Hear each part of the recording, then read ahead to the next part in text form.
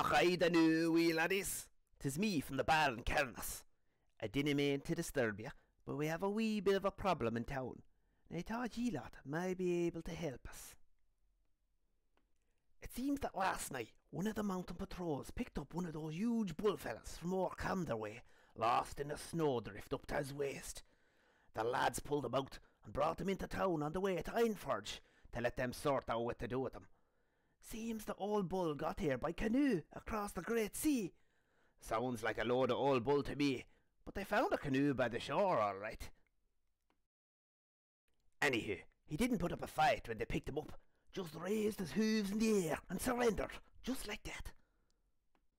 But now that he's in Carnos, he won't budge any further. Whenever we try to move him on, he just keeps saying "Stimani tatanka o nachi" over and over again. The rest of the time, he just sits there chanting and smoking his pipe. I think he's a holy man of some sort, 'cause what he's smoking is not any regular baccy. Smells more like the herbs my cousin Angus Special Brew was always bringing back from his holidays down Stranglethorn way. Anywho, old Bill in the bar used to work across the sea at the Bale Modan dig site, and remember that their chief engineer at the time, a Fizzlewick Boomburst out of Tinkertown I think, used to be always getting called something akin to what the big bull was bleating by the Torrent traders passing through. So we figured, let's get some of ye gnomes down and see if ye can't make him move for us, 'cause we haven't got any other ideas, and that baccy he's passing around is ruining me beer sales. Me free peanuts are being eaten by the boatload. So laddies, are you up for it? Can you help us out?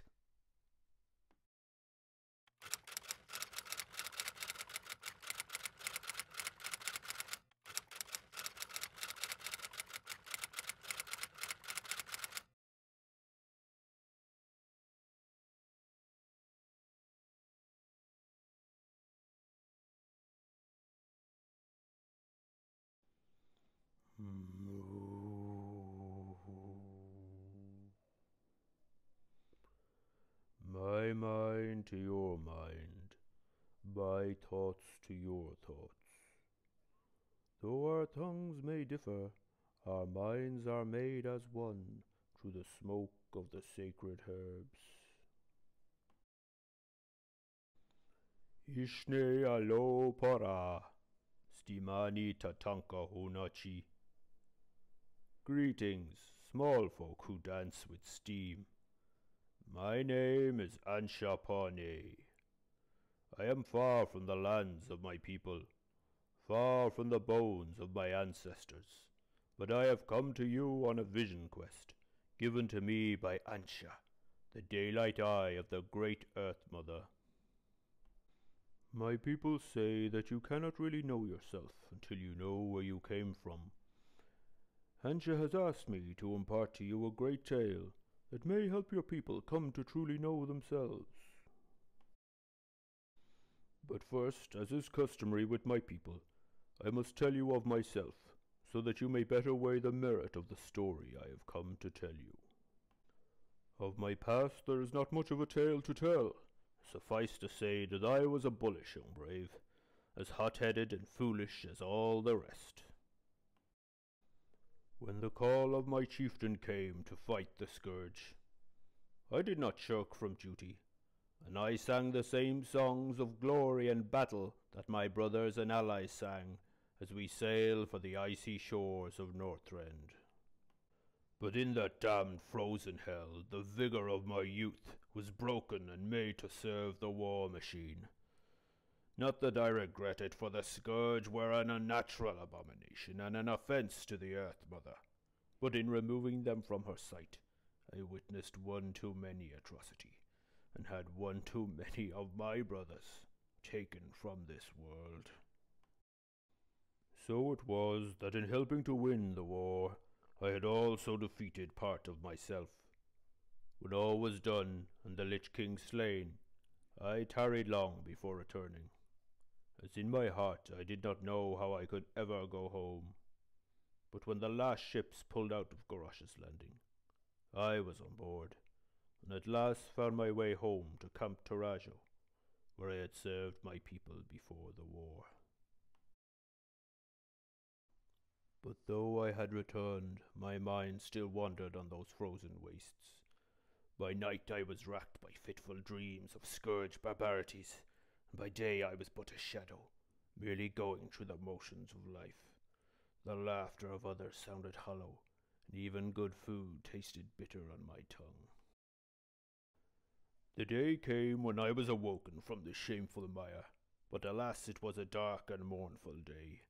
Human brigands claiming to be alliance troops swept into Camp Taraja without warning. They razed it to the ground as they burned and defiled our lands. I, along with some others, put up a defence. I fought until I was all but spent, but to no avail. With many deep wounds I eventually fled the carnage. But not too far from my home, I was felled by an arrow to the back, fired by one of the barbarous cowards.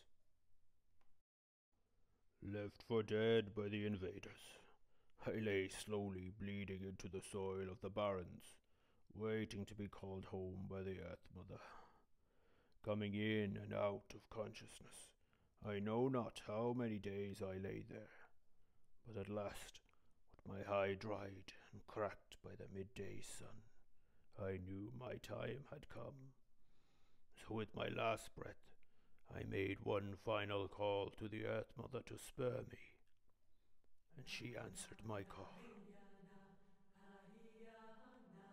Though I know not whether it was real or a fevered vision, I saw Ansha, the daylight eye of the Earth Mother, which burns high in the sky, look down on me and take pity. Ansha grew larger as she came down from the heavens, until she filled my vision, and I was blinded by her radiance. I felt her warmth press up against me, binding my wounds. As my mouth lay open, tears of light fell upon my cracked lips, and began to suffuse me with her essence. Reflexively, my mouth closed, seeking more, and as it did so, I bit deeply into her flesh, drawing her illuminated blood and tears deep into my being. Overcome by this experience, I once again blacked out. When I awoke, I was still on the plains, but Ansha had returned to the heavens. I stood up and found that all my physical wounds had been healed. What's more, the darkness that had clouded my mind since Northrend had lifted, and I was imbued with a vitality and a light that seemed to flow through my very veins. Wasting no time, I retreated from what now seemed to be Alliance-held territory, and made straight for Thunder Bluff. News of the Camp Tarajo attack was already known, so I sought out the elder druids to seek guidance on my vision. They were rapt by my story, and took to calling me Ana-Pane, the biter of the sun. After questioning me further, they bid me to consult with those of their number who had begun studying the path of Ansha. So it was that I began taking instruction from the Sunwalkers, a path that through many turns has finally brought me here to you today. And so you may ask, what is my story that Ansha has deemed it so important that it should carry me across the great sea to find the ears of such a small yet noble people? I shall tarry in its telling no longer, for time is not on our side. My tale began some moons ago, when I was teaching some young braves at Bloodhoof village. As is my habit, I broke lessons at noon, so that I could walk out into the plains and meditate under the watchful eye of Ansha at her zenith. While contemplating the advanced practices of Ishapora, my reverie was broken by a great boom in the skies above. Opening my eyes, I saw the eye of Ansha, blackened by a great smoky pall, and it wept a fiery tear, which streaked out over the horizon. Many smaller tears fell too, but mostly in the far yonder. But Ansha kept one tear for my people. It streaked toward me and hit the plains just to the north of Bloodhoof village. Wasting no time, I assembled a party of braves and elders, and we rode out to the site of the tearfall. As we approached the steaming black scar that had been gouged into the earth, our kodos reared up in fear. Proceeding on hoof, we arrived at the site and found at the center of the tearfall a gift from Ansha. It was a small, shattered black box made from some sort of toughened metal.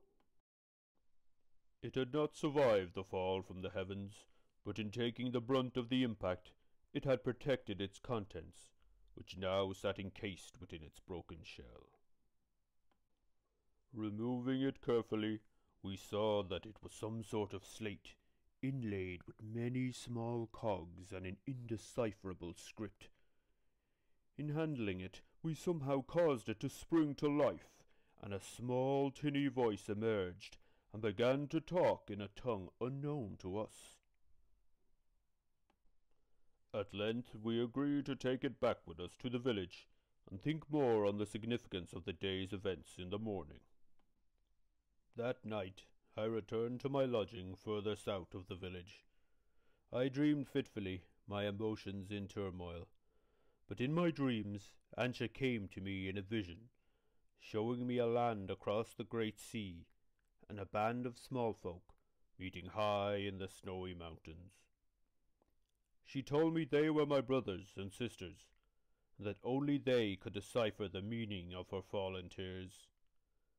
She bid me to take her tear to them, and tell them she had wept across the breadth of this world, and that they were to seek out each of her tears.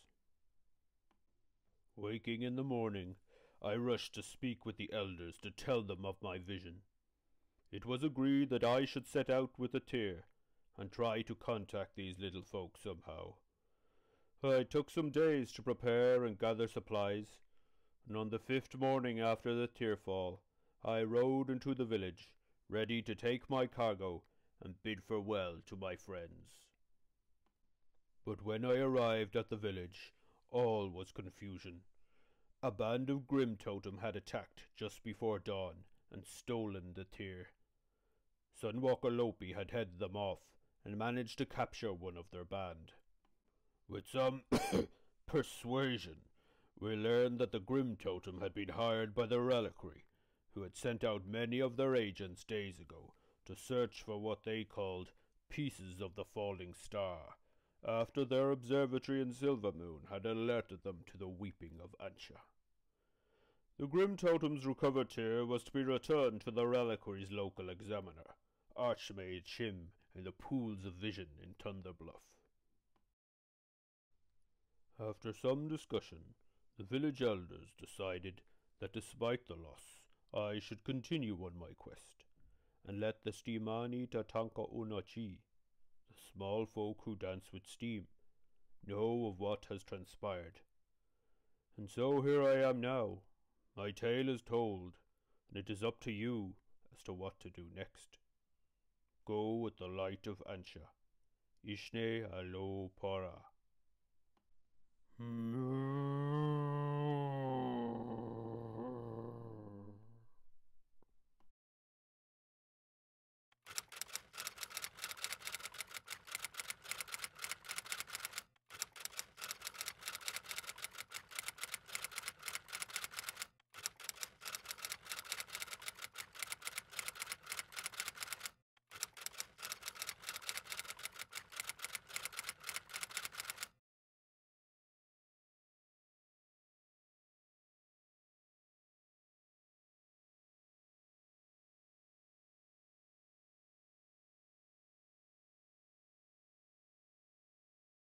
Having recently been reassigned from combat duty on the Legion front lines to the relatively backwater world of Azeroth, I am preparing for my new assignment, which begins tomorrow. I have been deployed on survey duty to an area known as Shalazar Basin to assess permafrost retreat and catalogue the stabilization matrix values of emergent life forms. If all goes to plan, I should return to Ulduar in 2 weeks to lodge my report with the origination data analysis monitors.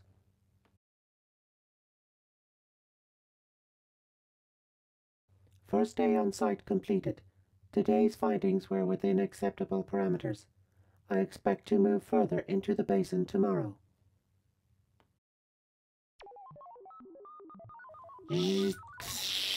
Communication difficult. Disaster recovery mode in effect. Resetting optical inputs. Today has been less than nominal. This morning I spotted some new growth of mutated plant bioforms near a crevasse and proceeded to take a sample. While my optic inputs were busy running a differential chromatic analysis on the plant's photosynthetic efficiency, I was charged from behind by some sort of local fauna matching species ID 8629.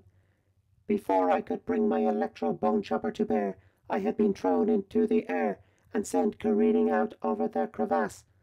Upon hitting the ground, I sustained extensive damage and ceased all processing. Some minutes ago, I was reawakened by my emergency backup, which had repaired my neural cogs to a somewhat workable state. However, my diagnostic routines indicate my body is mostly immobile. My radio transponder is inoperative, and my power core is losing cohesion at an alarming rate. My prognosis is clear. I have mere days until terminal neural decay, followed by complete shutdown. I am dying. I have served the Titans well. My program has met its operational goals.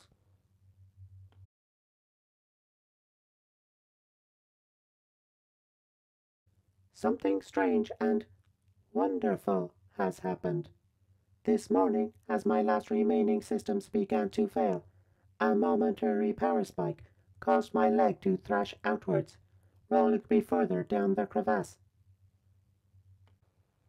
My tumble was halted as I crashed up against a rocky outcrop, but the sudden impact shattered my optic lens and left me splayed brokenly on my back, staring up at the sun. I soon realized that the shattered lens was magnifying the sun's rays and focusing a tight beam of heat on my exoneural pathways, interfering with my base functions. If this continued, I would have mere hours instead of days until termination. This, however, did not come to pass. Instead, an event beyond my operational parameters has altered me. Some time after the sun's heat began to fuse my neural cogs, I began to do something I believed outside my programming. I began to dream. I saw the sun begin to turn in the sky like a giant fiery cog. It grew bigger until it filled the entirety of my vision, until it seemed as if the sun had come down out of the sky to bathe me in a sea of light. I felt my heat sensors go off the scale as my mind lost all focus, and then once again I ceased processing. When I reawakened, my diagnostics indicated that I was somehow fully operational again. However, as I rose to my feet, my sensors became overloaded. The world was as it had always been, but for the first time, I perceived it as beautiful. I spent hours wandering, soaking up the wonder. Grass, trees, flowers, they all seemed so bright, so lush, so vibrant. But it wasn't just them, it was me. I felt alive.